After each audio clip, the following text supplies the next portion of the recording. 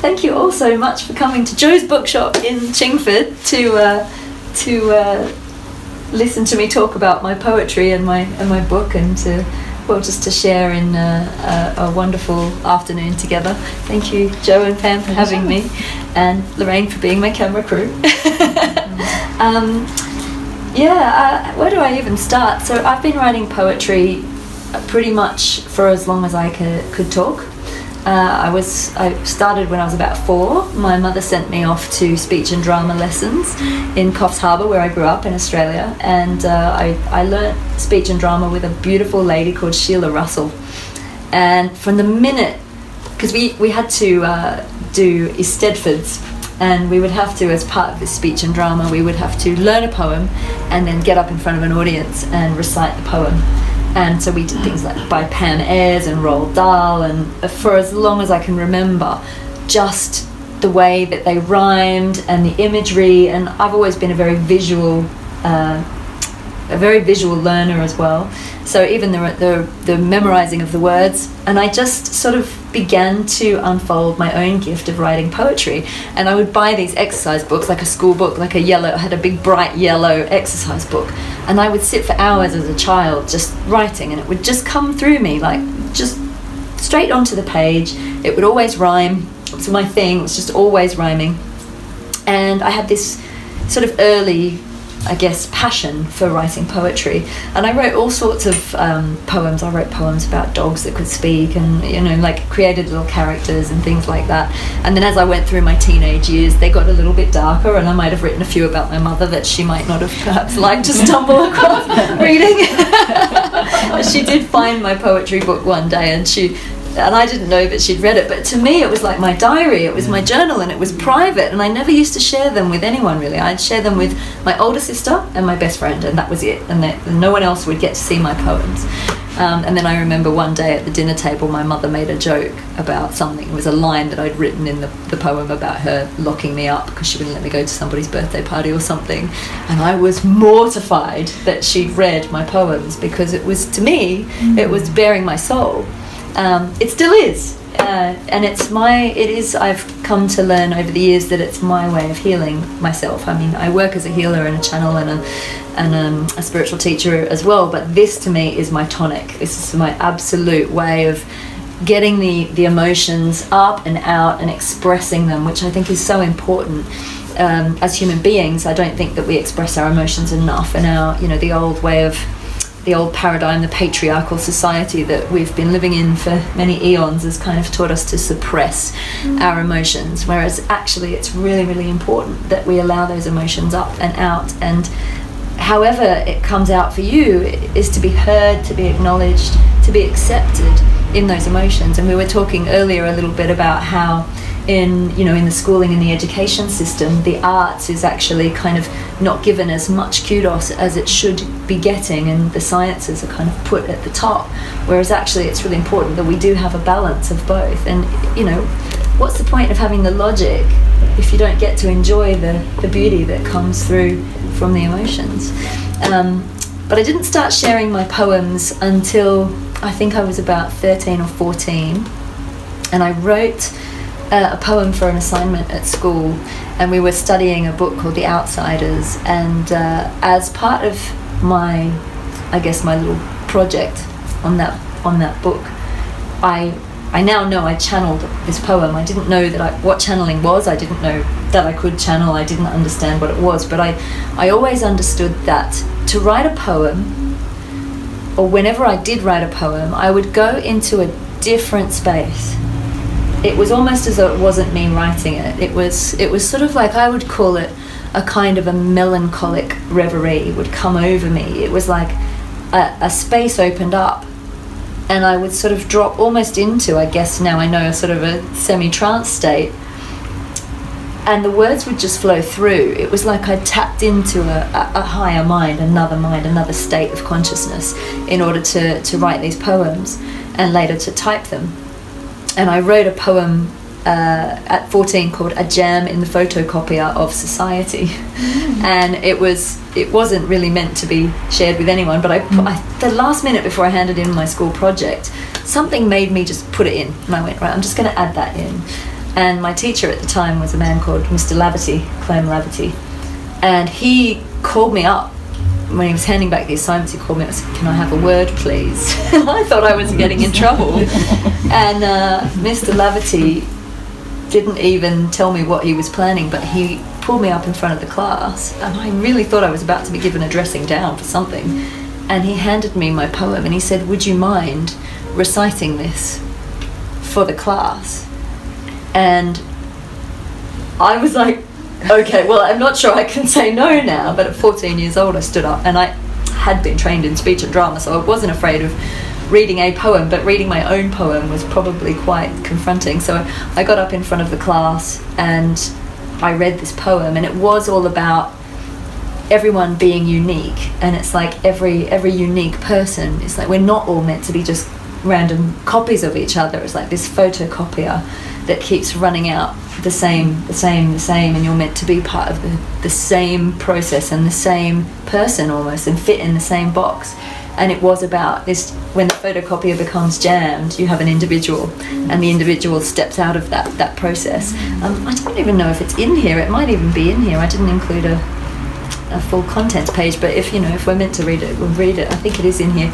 And when I was finished reading the poem, I looked up and the whole class was in tears.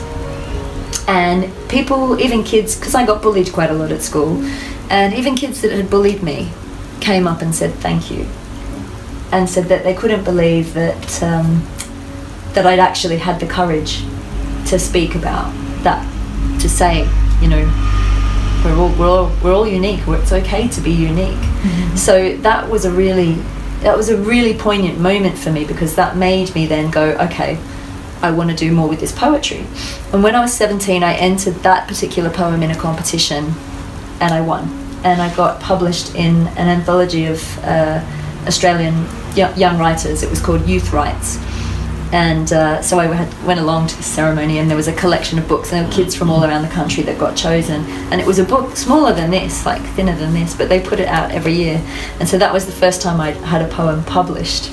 And it was such a good feeling, and it was amazing. And I thought, this is all I want to do. I remember being younger and thinking, I don't want to have to go to work. I just want to write poetry for the rest of my life. This is all I want to do, just write poetry. I used to have visions of me sitting in a little shack in the countryside, writing my poems. I was obsessed with like Tennyson and Wordsworth, and gosh, all of them. My favourite poet later in life became Sylvia Plath, so the raw, dark, very feminine kind of outraged stuff came through. And then obviously I'm influenced quite a bit by her in this book, because it starts off with some quite it starts off with the shadow work, with some quite dark, raw, quite feisty feminine stuff, and then we go on a journey sort of from the underworld, from the womb space up to the heart, and then out into the light, out through the crown into the glory of the soul, and the soul coming back out of the underworld and into the light.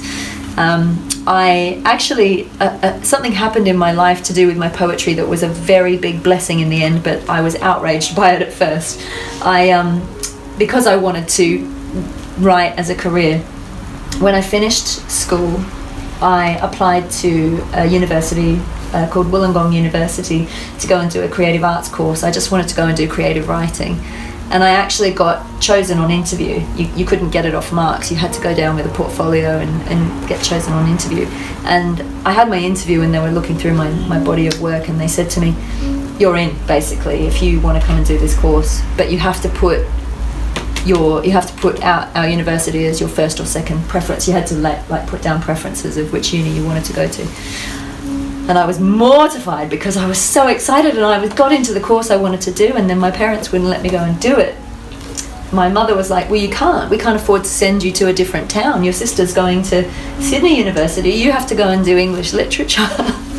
So I didn't get to do it. But actually, I now know that my mother probably didn't know, Babs, if you're watching, she probably didn't know that she was absolutely following divine guidance, because I was not meant to go and study this academically. I now know that I wasn't meant to shoehorn that gift into an academic arena, or try to fit it in with somebody else's idea of what poetry was. And obviously, as the years have gone on, I did, from doing doing English literature, I went on and became a journalist, and I worked in celebrity journalism, and then I ended up editing a Mind Body Spirit magazine over here called Prediction for many, many years. And after Prediction collapsed at the end of 2012, beginning of 2013, then I was kind of pushed full-time into my healing work, and this gift of channeling really started to unfold. So now it's not just poetry that I channel messages from light guides, I work with angels, I work with divine energies, and I now know that the whole time I was writing this poetry, I was tapping into my higher self, my higher mind, my divine consciousness. And now I teach all about alchemy, divine consciousness, and how other people can tap into that too. So this is the product, I guess, of that awakening, that collapsing of the old life and the rebirth into my true authentic self, my true authentic essence, my true authentic energy. And it wasn't a light and fluffy journey.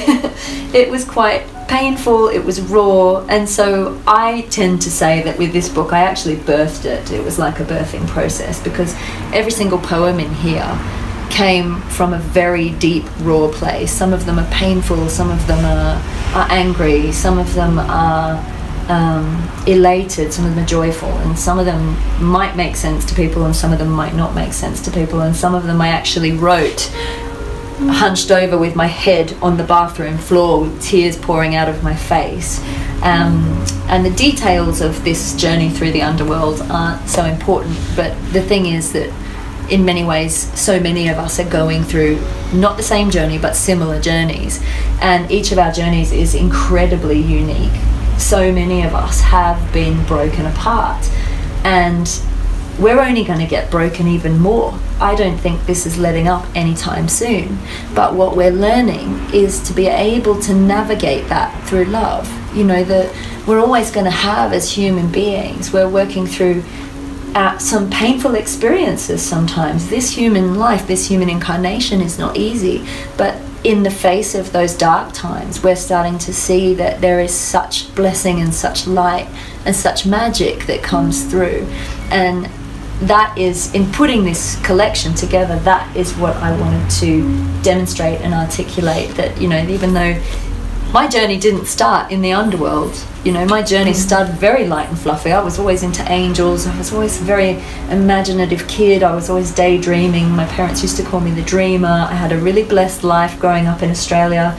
I didn't really hit the skids till I moved to England. Thanks, England.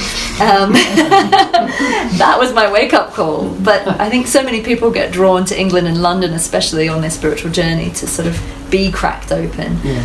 And that was, you know, I guess I grew up in a small coastal town in the sunshine, and I didn't quite realise that I was an extreme empath until you threw me into a big, dense, heavy city away from the sea in bad weather, in the dark. And then it was like, what is going on here? And the overwhelm came.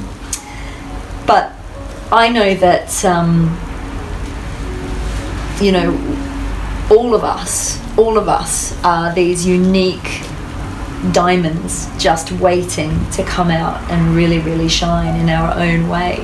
And there might be times where you just feel like a big old lump of charcoal. But remember that it's the pressure on the charcoal that eventually creates the diamond. So the one thing I want to say is just bless your journey, bless that pressure, bless the hardship, bless those times. Because no matter how hard it gets, always remember that if you stay in the vibration of love and trust, you'll be able to get through anything. And also, one of the most beautiful things that I find on this journey is that when you think that you're alone, the minute you almost decide to open up and share your authentic feelings, help comes.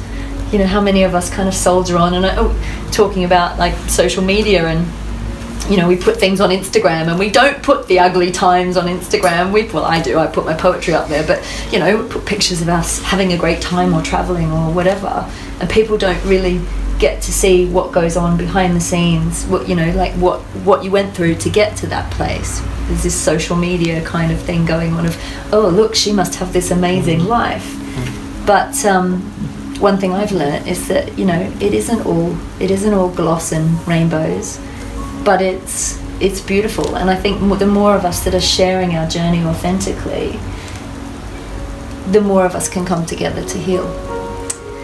So on that note, I thought I might share a couple of these, just because, well, it's the invitation to really go in and feel what they bring up for you, to go into the feeling of it. I always say with anything channeled, the words are just one component of it. It's not even, I mean, the words are important, but there's so much more going on behind the scenes than just the words.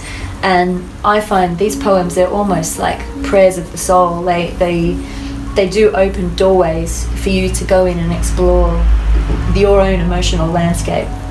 So I'm just going to do a bit of good old-fashioned bibliomancy to see what the group needs. And I think what I'm going to do is I'll choose 3, and I want to choose one from each section. So one from the underworld, one from the middle world, and one from the upper world. And we'll start with the underworld, obviously, because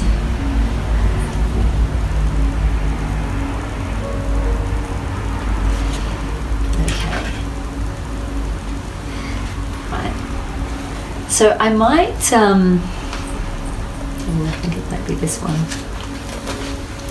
I might invite you to close your eyes and just to almost feel the poem as a meditation of sorts, and just pay attention. Like, I always drop my consciousness down into my heart space and just pay attention to how you're feeling in this moment, and as I read the words, just to see what feelings they bring up for you. And even if it brings up so-called negative or lower emotions, but to honor those emotions as well with love. Just allow whatever is coming up to come up, because it's coming up to heal. And as we go on this journey through poetry, we're going to resolve a deeper emotion that's coming up for you that needs releasing. Obviously, as we gather here, we're still in the energy of a blood moon eclipse, which is a very deep karmic cleanse for many of us. A lot of us have been going through some very, very hard times, and I know that I've been having physiological sensations with this one as well. It's been very emotional, but also I've been having lots of lower back pain, womb pain, lots of bloating, strange sensations in the head, in the third eye. There's almost like a shifting going on between the left and right hemispheres of the brain. I almost feel like there's a gateway opening.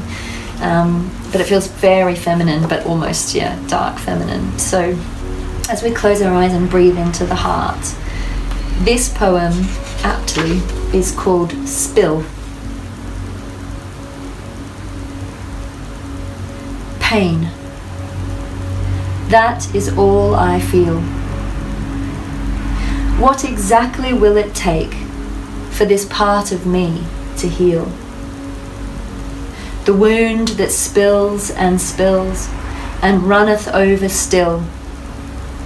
What will it take to reach the summit of this hill?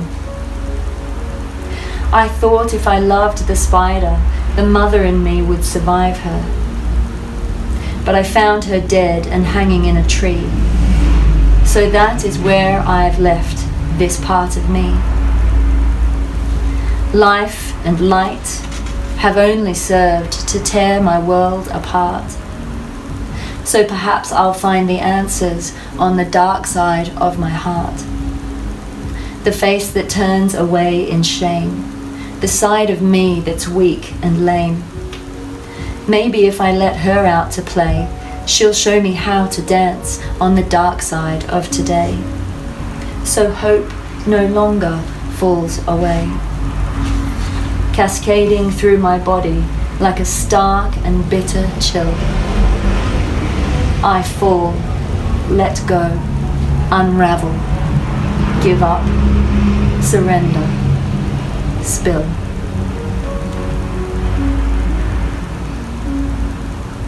So just take a moment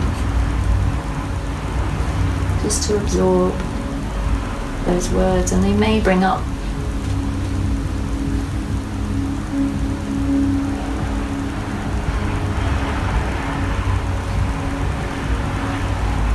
emotions in you.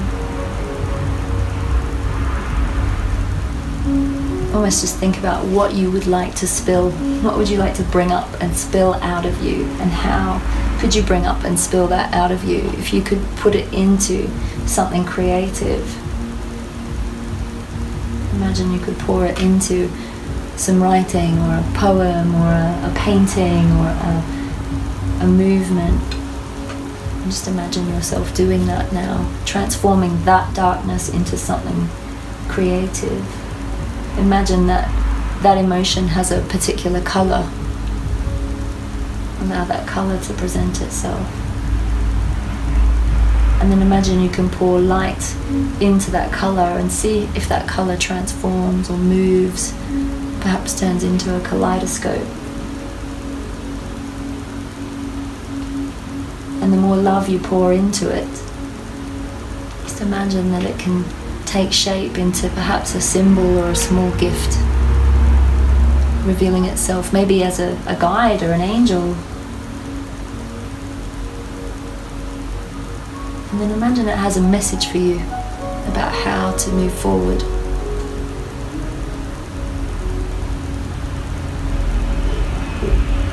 Ask it to reveal its gift for you.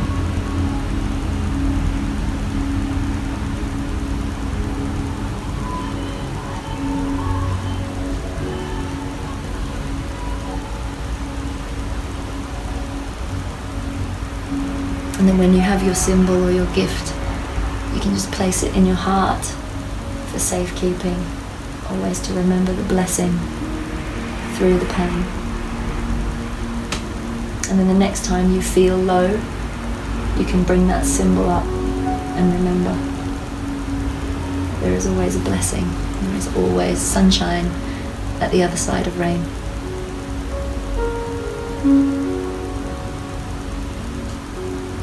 And then when you're ready, take a deep breath in. Come back into your heart space. And I'm going to read 2 poems now from the middle section of the book. And it's interesting because to me the middle world is kind of about our everyday lives. It's about, I guess, the mundane. It's about, our relationships, our 3D life, our, how we observe the world around us. So there's 2 poems here I want to read, and these 2 are kind of a bit more grounded poems, a bit more everyday life. But the first one is very fitting because we're in a beautiful bookshop. And when I was, all my life, and definitely when I was younger, I used to love going into antique bookshops, secondhand bookshops. And there's not so many of them around anymore, but old books and the smell of old books and the leather bound and the hardcover ones, and when the pages are all tallies, you know what I'm talking about. So this poem is kind of about that. I used to go in and lose myself in old books, and I still love like bric-a-brac shops and things like that, old things. So again, the invitation is to close your eyes. You don't have to, but just to imagine that you're in a place, I guess, like that brings your magic to life. And so this one doesn't have a title. I love old books and bric-a-brac, inkwells and trinkets and treasure maps. To times of old they take me back. I wish they still made things like that. Alchemy, apothecary, geometry and botany, poetry, phlebotomy, the wonders of dichotomy. Neither Wikipedia nor Expedia have the smell of an encyclopedia. Words to breathe, not just to skim. Foil leaf pages entice you in. Leather-bound libraries are troves of gold. Old books are wise elders with tales to be told. Savor the flip of the pages as their stories unfold.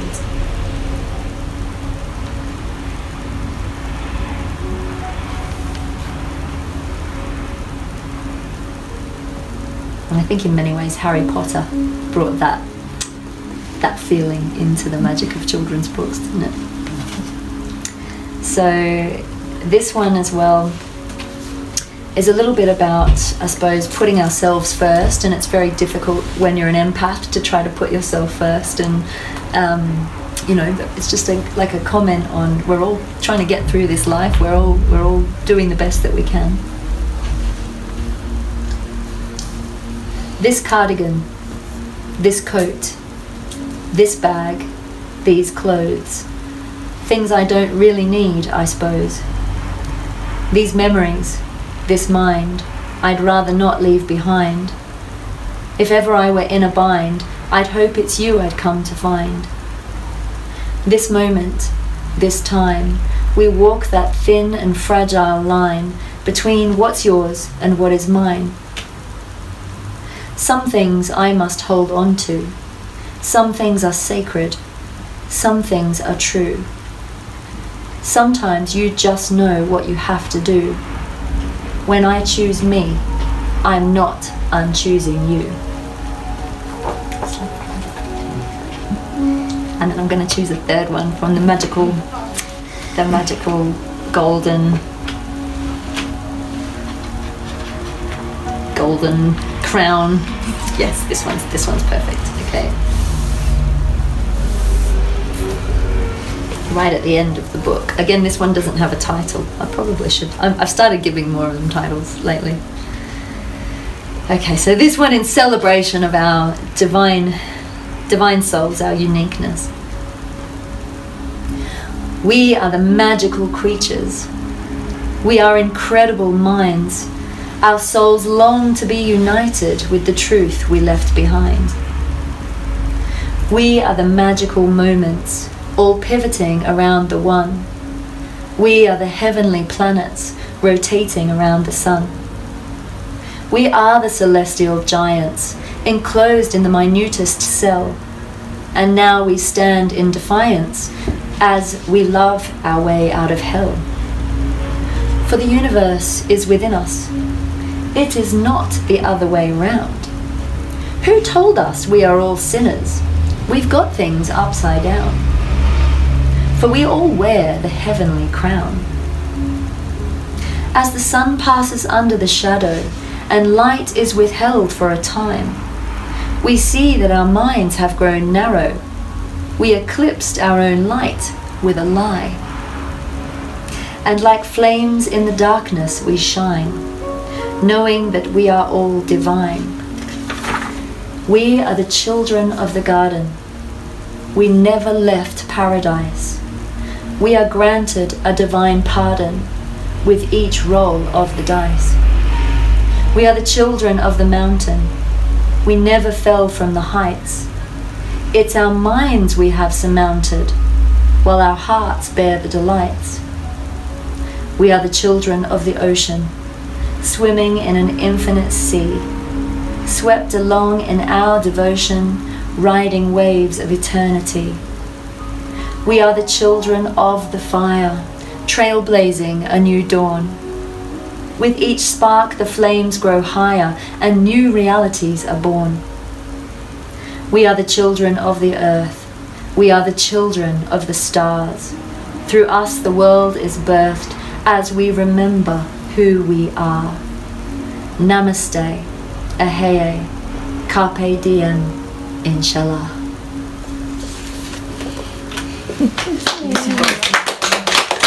How funny. I didn't even remember that had eclipse in it, and I'd chosen that in this eclipse energy. That was like so synchronistic. Amazing. So thank you all for listening to the poems. I thought also, as we're gathered here, it might be nice to do a guided channeled meditation if everybody is up for it. And with these, I never know. I never know what's going to come through, who's going to come through, where we're going. I just close my eyes and follow the guidance. So we'll see.